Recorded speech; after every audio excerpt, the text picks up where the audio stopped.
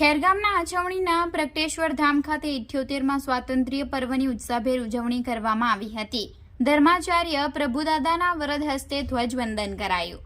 ખેરગામ તાલુકાના આછવણી ખાતે આવેલું પ્રગટેશ્વર મહાદેવ મંદિર ખાતે પવિત્ર શ્રાવણ માસ દરમિયાન અનેકવિધ ધાર્મિક કાર્યક્રમો યોજવામાં આવી રહ્યા છે, જેમાં આજે દેશભક્તિના પર્વ એવા 78માં સ્વાતંત્ર્ય દિન નિમિત્તે ધર્માચાર્ય પ્રભુદાદાના વરદ હસ્તે ધ્વજવંદન કરી ઉત્સાહભેર ઉજવણી કરવામાં આવી હતી।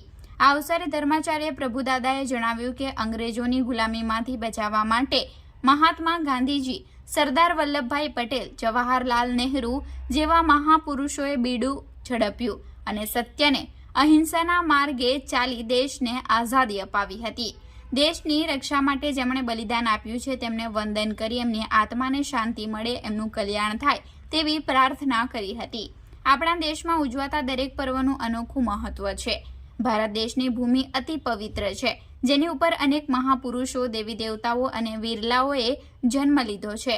પ્રગટેશ્વર સેવા સમિતિ મહારાષ્ટ્ર પ્રમુખ આર.કે. ખાંદવેએ જણાવ્યું કે 15મી ઓગસ્ટના દિવસે આપણને આઝાદી મળી હતી, અંગ્રેજોના જુલ્મમાંથી મુક્ત થયો, જેથી આ દિવસે સમગ્ર દેશમાં સ્વાતંત્ર્ય દિનની ઉજવણી કરીએ છીએ।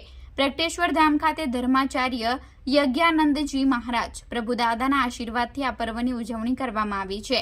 પ્રગટેશ્વર સેવા સમિતિ ગુજરાત પ્રમુખ બિપિનભાઈ પરમારે ઉપસ્થિત સૌનું સ્વાગત કરી સ્વાતંત્ર્ય પર્વની શુભેચ્છાઓ પાઠવતા જણાવ્યું કે પ્રગટેશ્વર ધામ ખાતે એકતા અને અખંડિતતાનું પર્વ સ્વાતંત્ર્ય દિનની પ્રથમવાર ઉજવણી કરવામાં આવી રહી છે।